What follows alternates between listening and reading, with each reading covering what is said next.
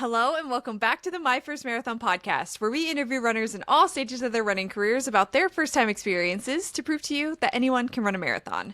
My name is Taylor, and today we're joined by Myka, a fellow North Carolina native whose path to 26.2 wasn't exactly straightforward. Running first came into Myka's life through her mom, who inspired her early on with 5Ks and fun runs, but as an adult, Myka had several starts and stops with running. Injuries, burnout, and even selling all of her gear before one last attempt finally stuck. That last try led her to the Tobacco Road Marathon, where she trained hard, battled doubts, and leaned on her family's support to make it to the finish line. What makes Myka's story even more powerful is that her mom was right there, cheering her on at that first marathon before unexpectedly passing away just 2 months later. Now, as Myka trains for Richmond, she carries her mom's encouragement and lessons with her on every run. This is a special one that I think you're all going to really enjoy, so without further ado, let's jump right in. Please welcome Myka.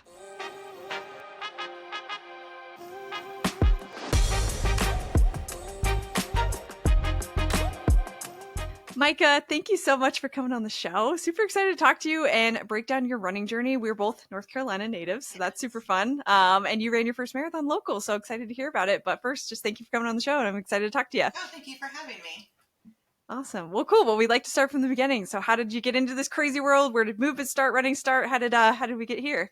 Yeah, sure. So growing up, my mom was a runner. So I was really little, and I have memories of being on the track with her or going out. She wasn't marathon focused. She was more 5K, 10K. But she would go run her 5K, 10K races, and maybe I'd do the 1 mile fun run. And it didn't really stick with me.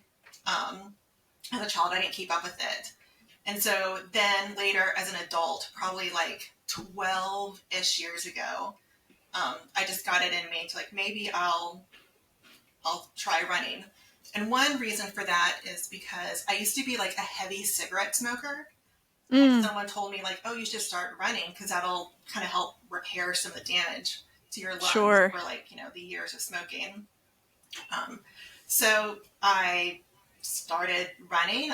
Couldn't run a mile, but as soon as I could run, maybe 3 miles, I started signing up for all the local 5K, 10K races. And my mom would come out to those races with me. And my son, he was probably 5 at the time. He would do the 1 mile fun runs. Oh, cool. When I did the races. And I worked up to a half marathon. I ran my first half marathon, and then a month later ran my second one, and then found myself injured. I will say I did not follow any training plans for those halves. Things were also, I will say, I think different, 12 years ago. So there was no deload weeks or anything like that. It was just, I'm just going to run as often and as much as I can until I built up to, 13 miles. So I ended up injured, and I couldn't run without sharp pain in my foot. I didn't see a doctor. I just thought I'll take a couple weeks off from running and return. But I returned, but I would still have the pain. So I'll take another couple weeks off and return. But I still had the pain, and it's just one of those things where you just fall out of it. Right. So I stopped running, and then every couple years I would go, I'm gonna take up running again. This is the time I'm really gonna stick with it. And it's just so frustrating starting all over. It took me so long to build up that fitness, and then having to start over, because of an injury and a break, was just so frustrating. And I was so salty about it. Yeah. But I would stick with it for maybe a month before I'd be this sucks. I'm not doing this. And eventually I was going through all my stuff, and I found all my old running things, an old Garmin, handheld water bottles, hydration belts. And I was if I'm being honest with myself, I'm never going to really pick up running again. Why am I holding on to these things? So I got rid of all of it. And then, of course, a few later decided, no, I do want to try running again. Yeah. Living in, Raleigh has this awesome system of greenways. Yeah.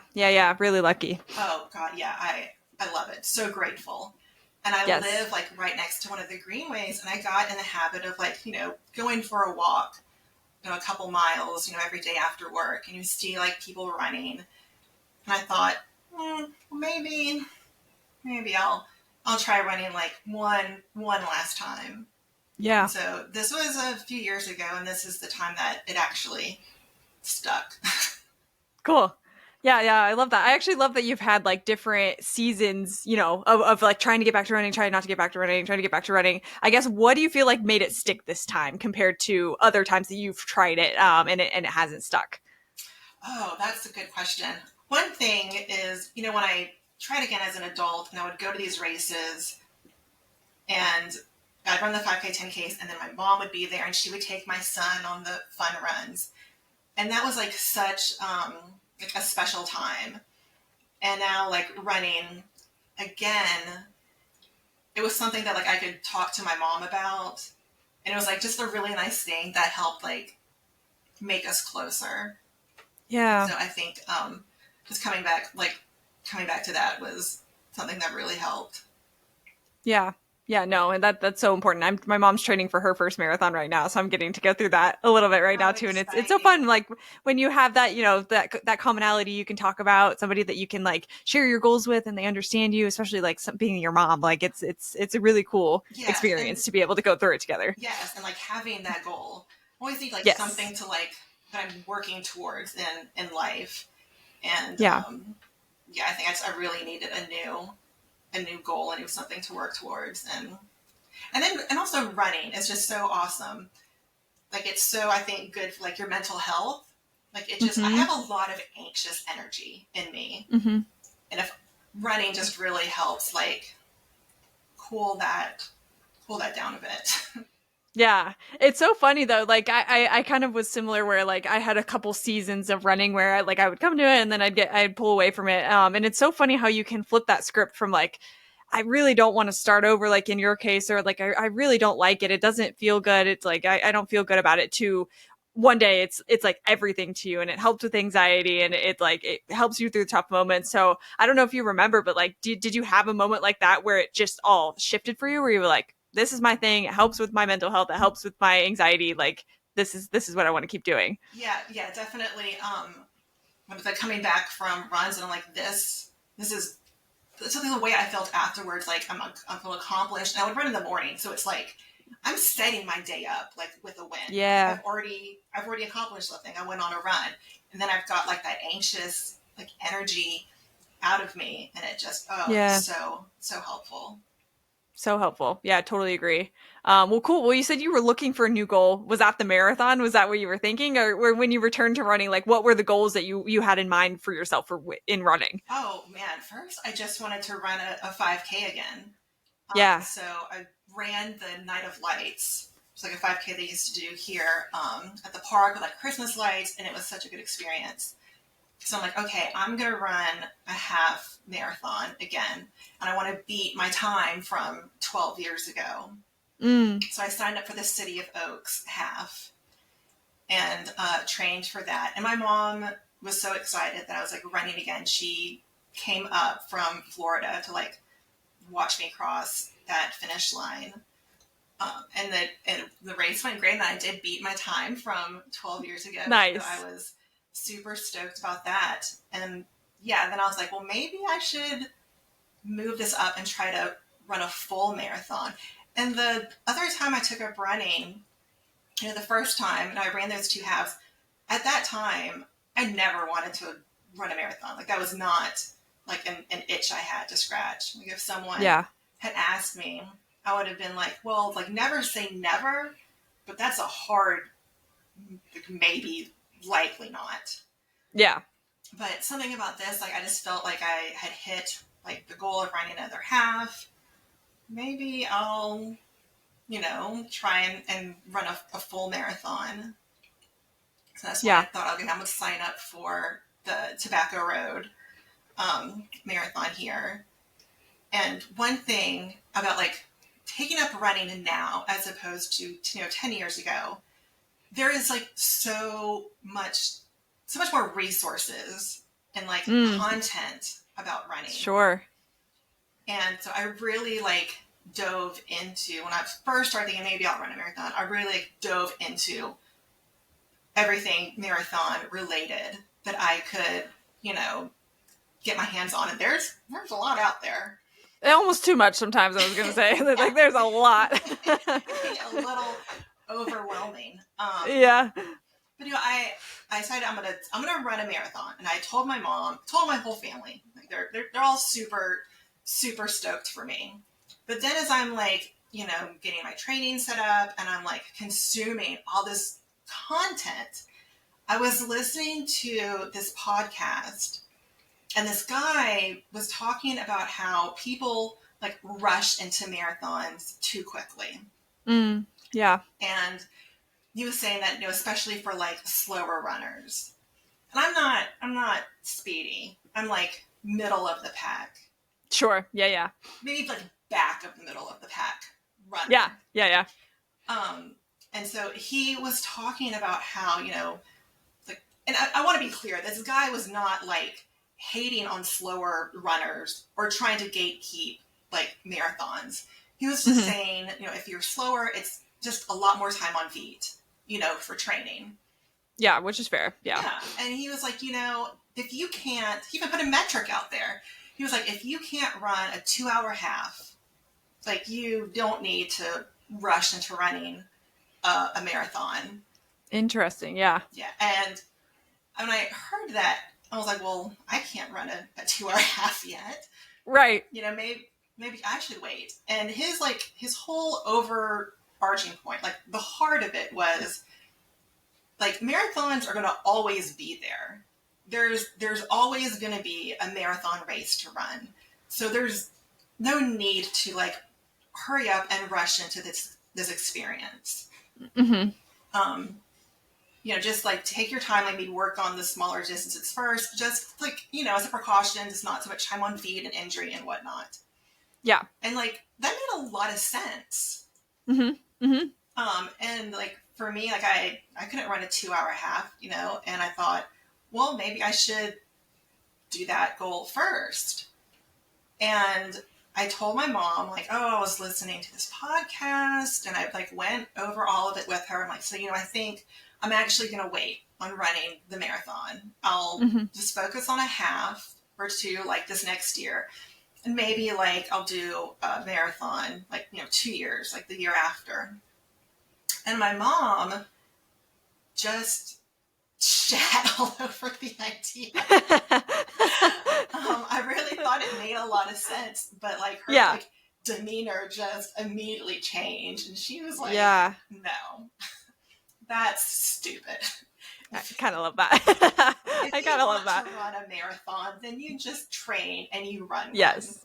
So you don't need to meet some arbitrary speed goal, like time goal. To like there is part of that I would agree with. Like I think there's parts of what he said, that makes sense. Like you said, like time on your feet for sure. Like you don't need to rush into it. If you're a slow runner, like you're gonna need a little bit more of a runway to get to the 18 weeks that you're trained for your marathon. But yeah, I agree with you and your mom that I don't think that there should be like a time stipulation that you have to get to, because some people will never reach a 2-hour half marathon, and I don't think they deserve to not run a marathon. You know what I mean? Exactly. Yeah. Like it's you don't have to like earn the right to do it.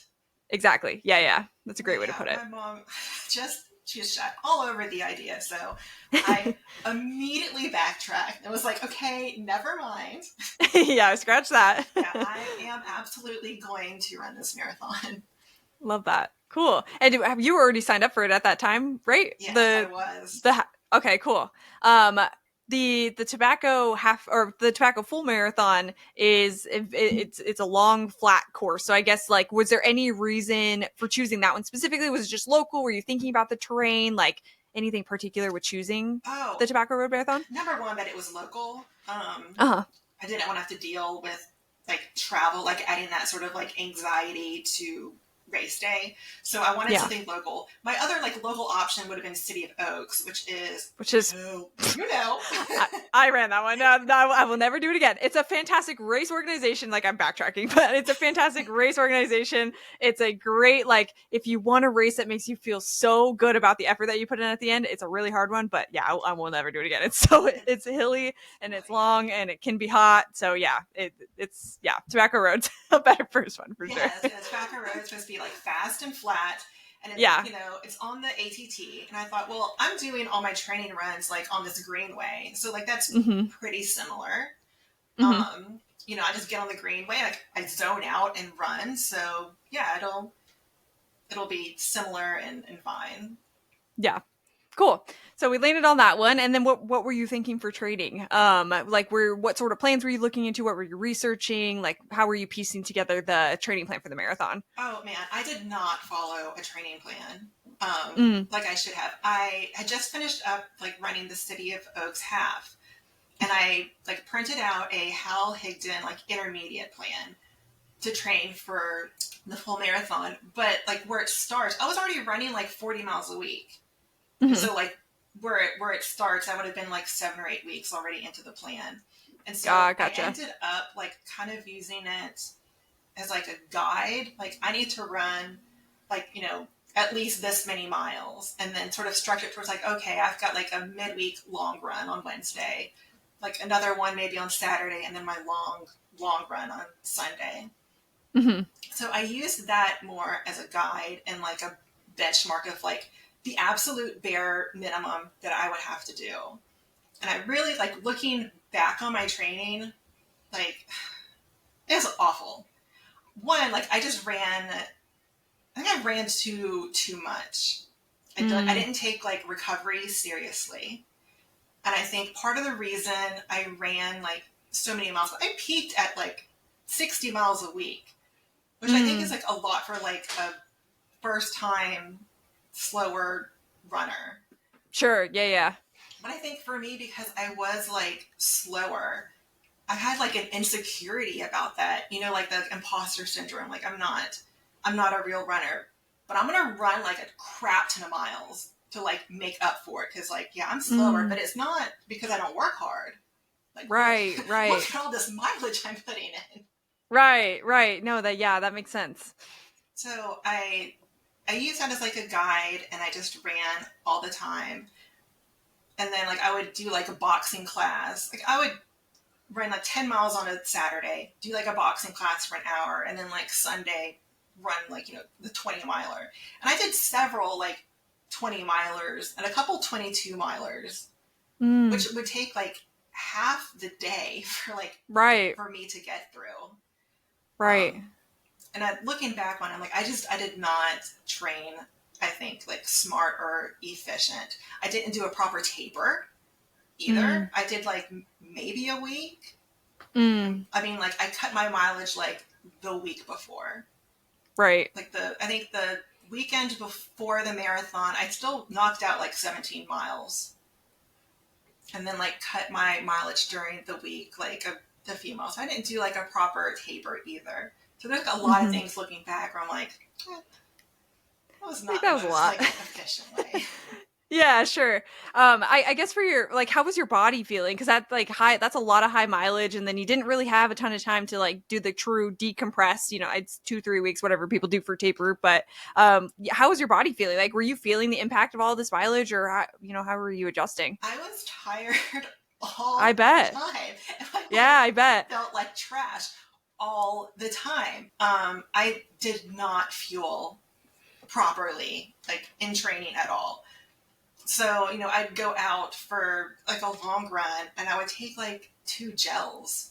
And like that was it. Like, yeah, maybe a bottle of Tailwind too, if I'm like really, really going out there. And I wouldn't eat anything before the run either, besides having like a cup of coffee. So like looking back on that, I'm like, how did I get through like running all these miles and I'm not fueling properly, I'm not like recovering, I'm not taking like days off during the week. Yeah, I was tired and my legs were I'm trashed. all the time. But I thought like, oh, this is just what marathon training is. Yeah.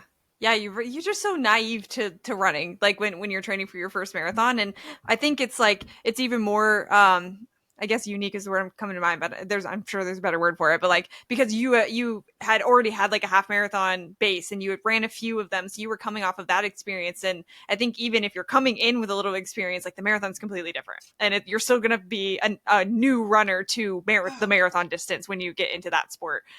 So yeah, it's really interesting how we can approach it and all end up, at the finish line. But with the time I was gonna say, I'm sure you were beat by training like that. But no injuries or anything like that. Like in terms of the serious stuff, things that would have prevented you from running the race, everything like that was feeling good. No, luckily, I was fine all the way up to the race. About 3 days after the race, I went for a run and messed up my Achilles. So I ended up with some Achilles tendonitis that I still deal with a little bit today. Gotcha. Okay, cool. Yeah, we'll definitely dive into the injury once we get through the marathon. But yeah, I guess when you were going through training, so you said you ran multiple 20-mile runs. I feel like even if you're just running the 1 20-mile run in your training block, like that distance can either help confidence, hurt confidence. Like that's like the test run for the marathon, you know what I mean? So I guess when you were doing those higher mileage runs, how was that helping you? How was it hurting you? Like what were those runs like for you? Oh, I just needed it mentally. I needed to know mentally that like I can get through these 20 milers. I mean, like physically it sucked. Yeah. It was awful, but like mentally I just needed them, and I needed to like I know like some people like only hit maybe like 1 20 miler, and really like so much time on my feet. I don't think that it was like that like beneficial to my training to do so many like physically, but like mentally I just really needed that for me myself to feel like, okay, like I can run and I can do this. Yeah, totally. Yeah. And then I guess fueling, you said that you were that was like something that you were starting to like look into and experiment with. What were some of the things that you were learning about fueling, maybe like towards the back half of your block? Because there's so much marathon content, and so I knew fueling was important like to other people. But like for me, I'm like, well, maybe I don't need to. I don't need it that much. And I would try. I did try several different things. I would try like baby food or applesauce. I tried different gels. Tailwind.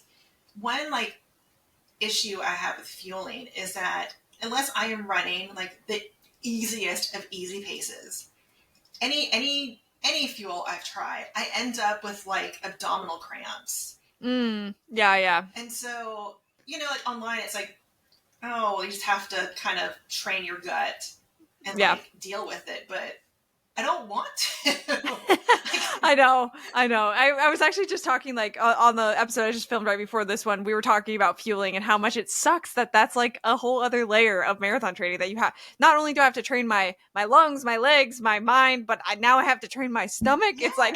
It's like one extra thing. So no, I totally know what you mean. Yeah, and it's just like I don't want to just like deal with like being in pain and like sucking it just so that my body gets used to it. Like, so I really did not. It was just I didn't take in fuel as much as I should have, because for me, I'm like, I'll just figure out a way to get through this without having to deal with it. Yeah. And then I guess on the mental side as well. So when we were getting towards the end of training, you were getting towards that week taper that you did. How were you feeling mentally? Like, you said that your body was feeling maybe a little burnt out. Were you feeling that same way in your mind, or were you excited? What was going through your mind as, maybe that like week leading up to the marathon? Oh, I was pumped. Nice. I was nervous, but like I was ready to go. Cool. My whole family, like my mom, my brother, my sister, my brother-in-law, my niece, like they all came up, for the marathon. So I was just excited. I had put in all this hard work, for the training. I didn't miss any like training runs. I ran them like no matter what. So I felt like mentally, I'm like, I've put in all this work. I've run all these miles. Like I've done everything I can. Like I I was ready for the day. I was anxious.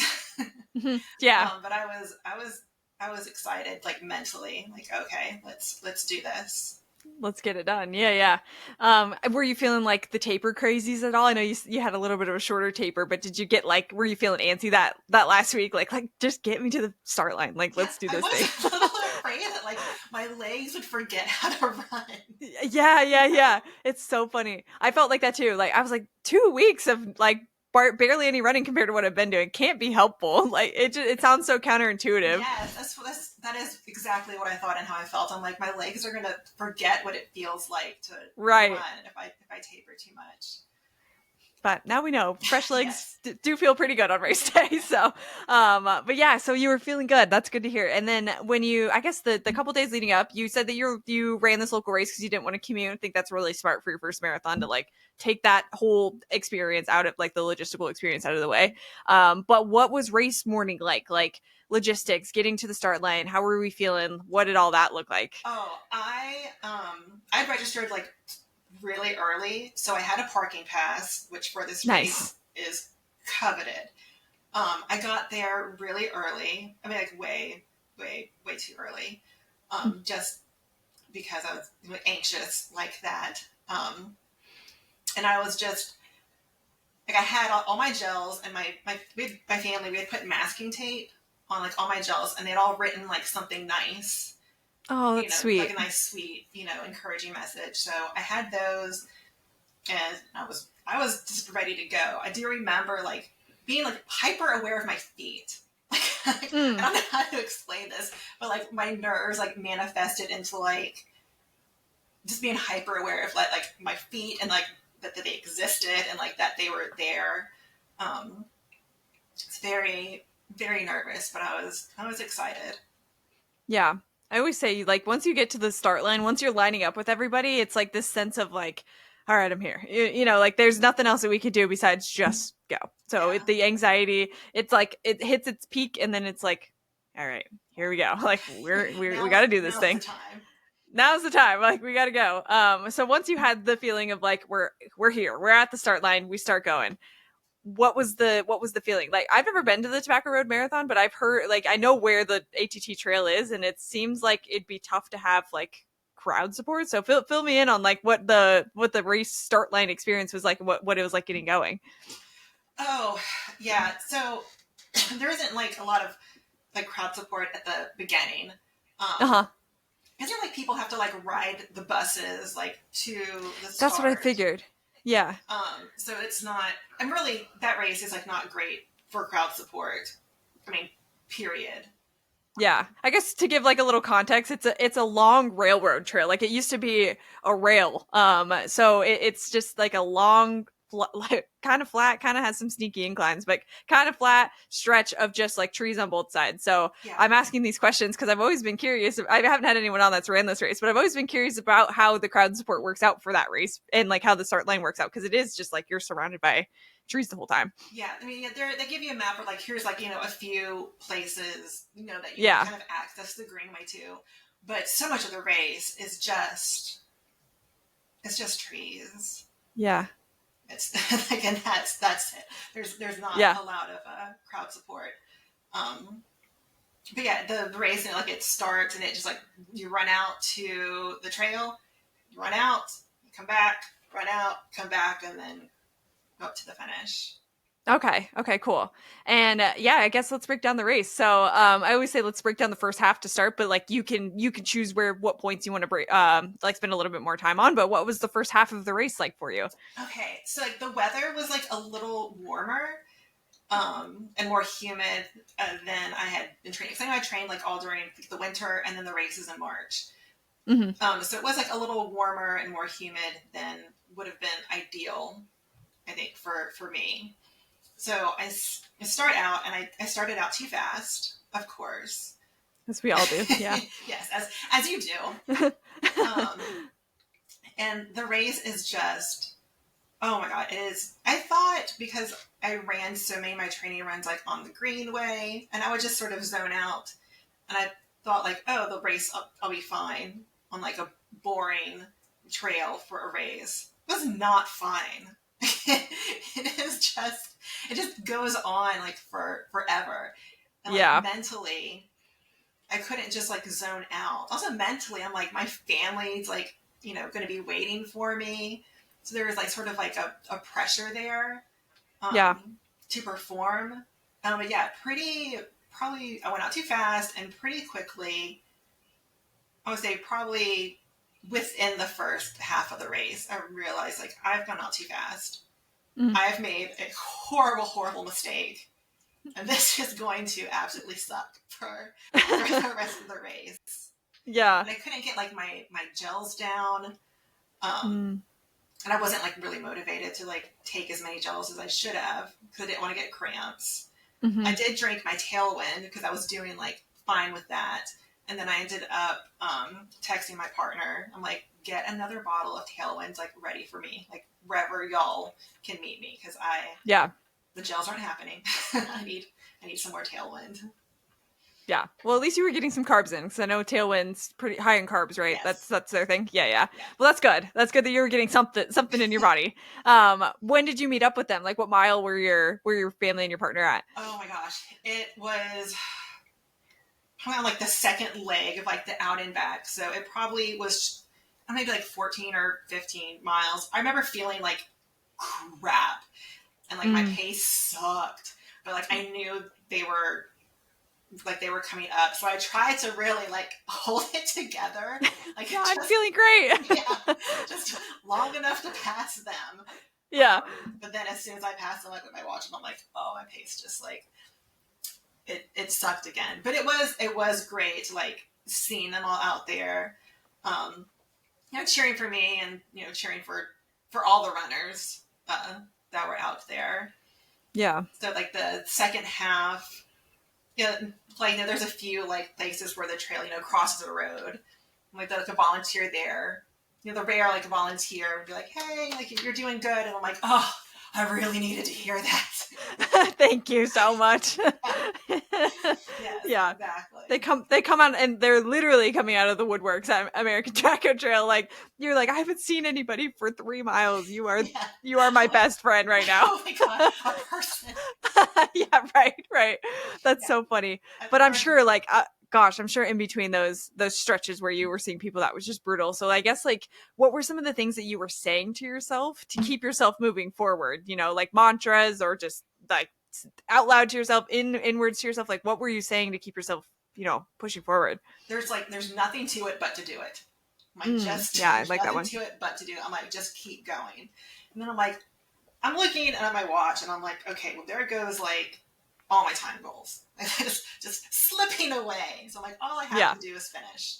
Like, all I have to do is finish. Like, so just keep going and don't stop running. Oh my god, like, my pace can slow down like as much as it wants to, but it felt like as long as I don't stop running, like I'm doing okay.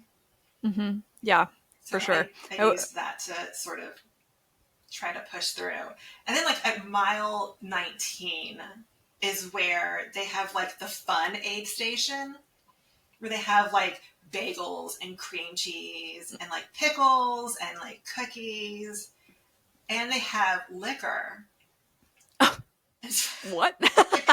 And at this point, like I'm so far from reaching any time goal that I'm like, yeah, well, let's have some fun. Like I'll just maybe, I'll take a little shot. Yeah. So I took a shot, and then my heart rate just I'm sure shoots, and I'm running, and like I feel like everything feels like numb and like weird, and I'm like so dehydrated, from running 19 miles already. And I thought, oh my god, like did I make a horrible mistake? Like am I gonna pass out on the side of the trail? And who will find me if right. I know, that's so scary. Luckily I made it though. Yeah. Did it like calm down? You felt it? It was just like the immediate reaction to the shot was what made your anxiety like feel like that? Yeah, it was just immediate. Probably within the next like half mile or so, like things started to settle down, and then I'm like, okay, this is fine. We're good. Yeah. I'll be okay. Cool. Did you ever have any points like that mile 19? We're already so far into the race, but I know like from stories on here, from my own experience, like you could be 25 miles into the race and doubt is still going to creep into your head about if you can finish the race. So did you have like any doubt that you were going to finish, or you had the whole time you were like, one way or another, I'm going to, figure this out? Oh, I knew one way or the other I would finish. Uh-huh. I would finish somehow. It was just how long it would take me. Yeah. I did eventually catch up with the pacers, like the 5-hour pacers. There's like two of them. And actually they were passing me, and one of the pacers like saw me probably looking like death and was like, "Hey, like, are you okay?" And just started talking to me and like encouraged me, like, well, like, come on, can you keep up? And like, oh my God, that man was an angel, because I don't know, I really needed like someone to talk to and like get my mind off of like the pain and be encouraging. And he was great. And so we ran together for a little while until like I actually had, I guess, like regained enough to where I was going too fast for the pace. And so he was just like, good luck. Go on. Yeah. Go on and good luck. Yeah. Well, cool. That's great. I mean, it always seems like in a marathon, like there's going to be somebody or something or a sign or like, I don't know. Like it always seems like in the moments that we need something to happen, something always shows up. So that seems like that, was your moment for you. Yes. that pushed you. How long, what mile was it? You might've just said it and I missed it, but like what mile did you break off from the group from? Oh, I mean, I'd probably caught up with him around like 20, and then maybe around like 23 or 24. It was pretty close to the end. Cool. Where I was like, okay, I got this. Yeah. Yeah. And then what was going through the mind from there? Were you like, all right, I've ran a 5K a million times, like I could do this? Or how did you push through that last, little 5K? I just like watched the person like way in front of me, and I'm like, just keep them in your sight. Just keep them in your sight and just keep going. And looking at my watch, I'm like, I know, like I've already run this far. Like, it's just like a couple more miles. Like my family's all waiting. Like I just have to get through that. Yeah. And then the finish line. We know you crossed. We know you made it. What did it feel like? How was the finish line feeling? Did you get to like soak it in? Did you feel it? Some people feel it a little later. Like what? Yeah. Walk us through that experience. Man. So, coming to the finish, so my family kind of like had broken up a bit. So the first person that I see was just my sister. So like there's my sister. She was a little up from the finish, and then most of my family was like kind of right at the finish, and then my partner was like right past like the finish line. So he'd be like the first person for me to see. But so coming down, my sister is like the first support I see, and like I hear her. She's like running along the sidelines, and I hear her like cheering for me. My sister is my hero. And I can like hear in her voice like how proud she is of me. And like, mind you, like all my time goals are gone. Like I'm finished. I blew up. I'm finishing far, far later than I had hoped. Yeah. So I'm coming to the finish like this was a disaster. This sucked. I'm in pain. Yeah. I've met 0 goals. Like everything sucks. But then like I see my sister, and she's just so proud of me. And so like that moment is something that like I will always like hold dear. And I keep running, and it's like the rest of my family's there and they're cheering me on. And I get through the finish, and like there's my partner, and he's waiting. He's got a big old smile. And like they're all just so proud of me. And so it was very like mixed emotions for me, like coming through the finish, because I'm very much like, that sucked. Like, I hate it. I hate everything about it. I'm never doing that again. Like, that was, like, the worst. I worked so hard for that. for that. Yeah. But, like, for all of them, they're like, wow, you just ran 26 miles. Like, that's super impressive. So it was very, very mixed for me. I remember going through the finish and just being like, get me out of these running shoes. first of Sure. all. Yeah. Get these off my feet. First things first. I need a pair of slides on my feet. Right. And then, other people, I feel like they talk about crossing the finish line and they're like, oh, that was like amazing. And they're like, crying and they can't wait to sign up for the next one. Like, I ran through and I was like, that's a one and done.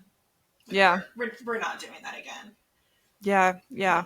But my mom was actually like, okay, you're like, you just went through a lot, so why don't you sort of like never say never, and like kind of give yourself some time to like process, the race and what you've actually accomplished before, you say you'll never run another marathon again. Yeah. And we know you're running another marathon, so shout out to Mom. It was not a one and done. It was not. It never is. It's those famous last words. But I 100% know that the feeling you're talking about, though. It's like, it always makes me, it always makes me a little sad, to be honest, when like I hear stories sometimes of people on the show that are like, for their first marathon, they feel disappointed in themselves when they cross the marathon. And I wish, everything is hindsight's 2020 with this kind of thing. Like, now that you're training for your next marathon, that you ran 26 miles, like you ran that marathon, you know what I mean? But it's so funny, these games we play with ourselves for our first marathons of like what we're proud of ourselves for, what we're not proud of ourselves for, when we just ran 26.2 miles like that. Yeah. That regardless of the time, regardless of all the things that could have gone wrong, like you did that, Yes. It's so funny, like the mental games we play with ourselves with running. Yeah, exactly. It took me a long time to like come to terms with like the time it took me to finish my first marathon. Yeah. And now I look at it and I'm like, my time wasn't that bad. What was I hating on myself for? Right. 26 miles. Right. And I had this guy for my first marathon gave me the best piece of advice, thankfully before my marathon, but gosh, like I would have taken it at any point. But he's like, this is your first marathon. You're going to PR no matter what. Like today is a PR no matter what you do. So yeah, it's so funny looking back on it. But I'm glad it sounds like you had a chance to like reflect on it. So what was that moment like when you were able to, like kind of come to terms with it a little bit more? Yeah, it certainly took some time. For a while after I was like, it was just so disappointing. Like so much like hinged on that day. But then I did, end up injured shortly after the race, and I couldn't run at all for a while. And that kind of, I think, also helped put things into like a perspective. And just being grateful that I could run.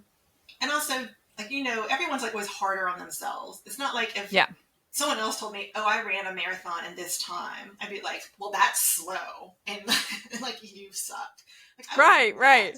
Like, I would do that to another person. So why should I do that to myself? That's crazy. Yeah.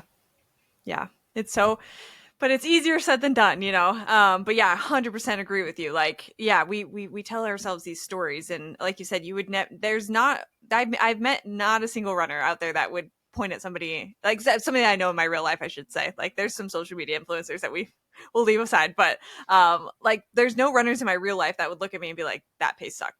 You know what I mean? And like, I 100% agree with you. We should talk to ourselves the same way that we would talk to other runners after we finish a race. Like, I think it's so important that like internal self-talk after a race, for sure. But exactly. But we know that you picked yourself up. You want to talk about your injury a little bit more? We know that you're running the Richmond Marathon now, we're training for it now, but after that race, what was the injury story like? What happened from there? Oh, yeah, I took like 2 or 3 days off from running, and then after the race, and then said, okay, I'm going to do hill repeats. And going up the hill, and all of a sudden my ankle just, this sharp pain in my ankle. And instead of like stopping, I'm like, I'll just keep trying to run. And so I'm like literally like hobbling, like my running form is all off, but I still just like kept running. And so then I couldn't walk. I couldn't even like walk right. I couldn't like put pressure on, weight on my ankle. Yeah. And I took some time off. And then I once I could like walk and run again, I'm like, well, I'll just start running again. It took me a long time to go see a PT. Mm. And if you're injured, like do not waste time. Like go see a PT. Mm-hmm. Go 100% agree. Yeah, I spent way too much time thinking like, oh my ankle, just sort of get over it. And if I had just gone to a PT sooner rather than later, it would have been so much better. Yeah. And then once you did see the PT, I imagine you got like some exercises, and then you were able to just kind of like gradually build back from there. Yeah. Of course, I went to like a running specific PT. Yeah. I went to run Raleigh, and the guy was like, "Okay, I understand you want to keep running." So we worked on. He gave me exercises. I did like dry needling, which was incredibly helpful. Yeah. And showed me like stretches and exercises to do, like strength exercises. I didn't do any strength training, for my first marathon, which is something people should do. And then worked on sort of like a walk run regime, like to get strong enough to get back to running. Okay, cool. And at that point, I guess we know you're training for Richmond now. So like, I guess what was the timeline of the injury for like returning to running to run Richmond? Okay, well, I decided to run Richmond. I really decided to run another marathon for my mom. So I should say, my mom like came up to watch me, run my first marathon. So that was like March of last year. And 2 months later, she's like unexpectedly passed away. Oh, I'm so sorry. Like her seeing me run that marathon was like the last time I saw my mom alive. And running was like a big part of like strengthening our relationship. Yeah. And like looking back on it, she's also the reason I even ran that marathon. Because she's the one that was like, don't listen to stupid podcast, man. Right. Right. If you want to run a marathon, run one. And I'm so, so grateful that I did. Because, like, if I pushed off running that marathon, I would not have, like, that memory with my mom. Yeah. And, like, her being able to see me accomplish a huge goal. Yeah. So, and she, I think, even though after that marathon, I'm like, no, I'm not doing that again. And I was like, well, maybe eventually sometime. But I think she would have really liked me, to run another one.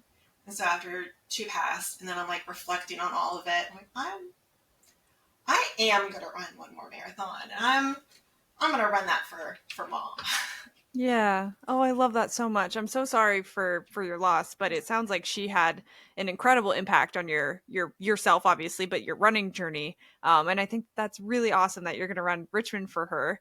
I guess what are some things, like some lessons that you're taking from her as you're like training for Richmond, or like what's coming up, in training from her that you feel like you're taking with you? I would say taking better care of myself. And I'm training hard, and one thing, like when I've done like little races since then. So my mom, when she was a runner, she did 5Ks and 10Ks, and she was pretty speedy.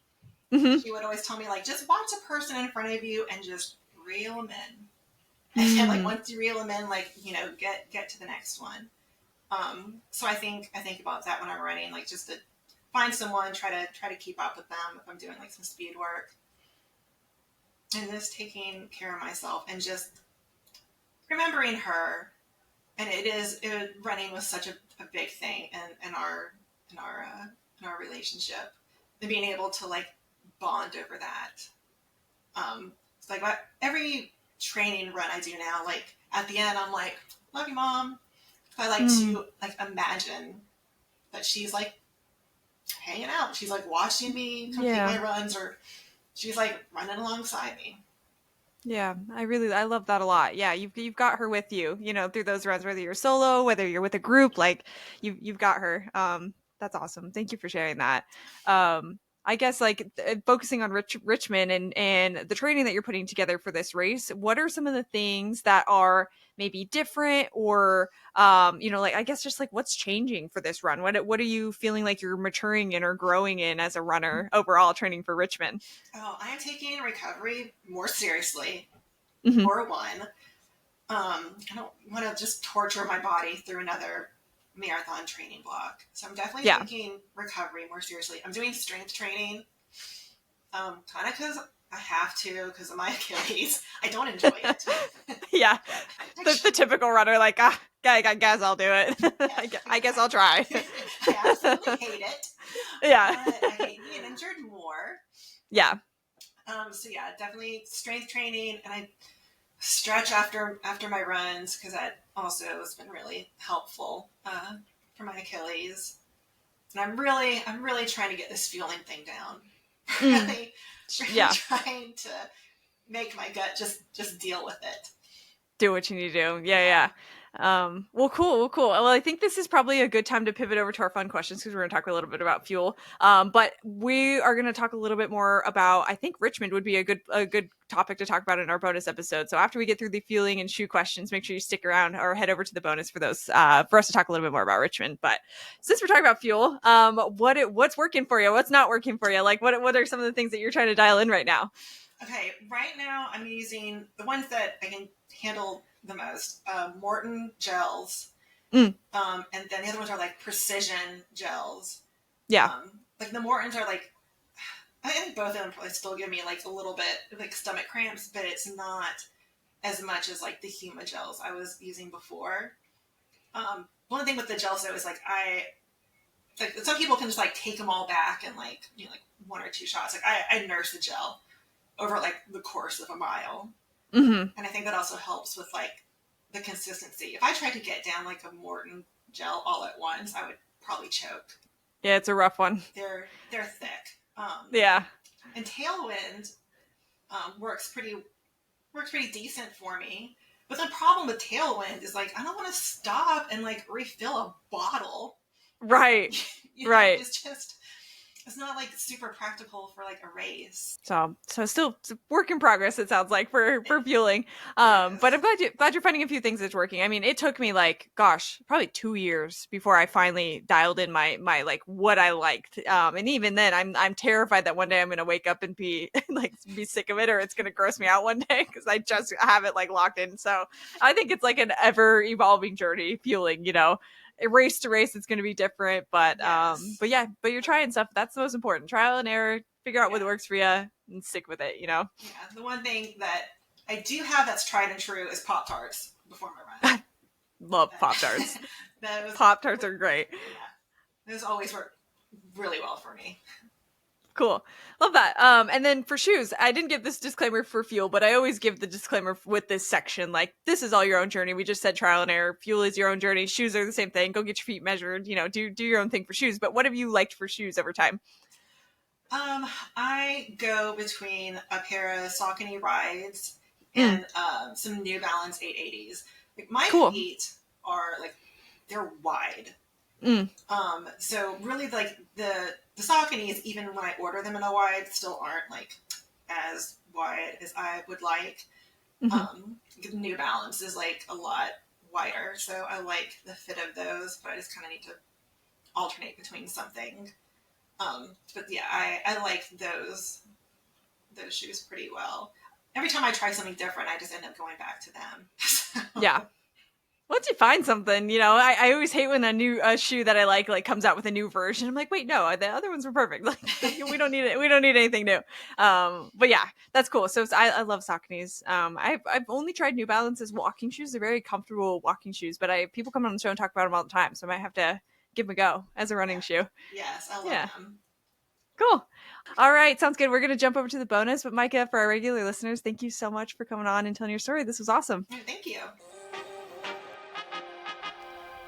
Thanks for tuning in to another episode of the My First Marathon podcast. For more stories, tips, and resources, head to myfirstmarathonpodcast.com. And if you want access to bonus episodes, exclusive resources, and extra support for your training, make sure you check out the community at myfirstmarathonpodcast.com/exclusives.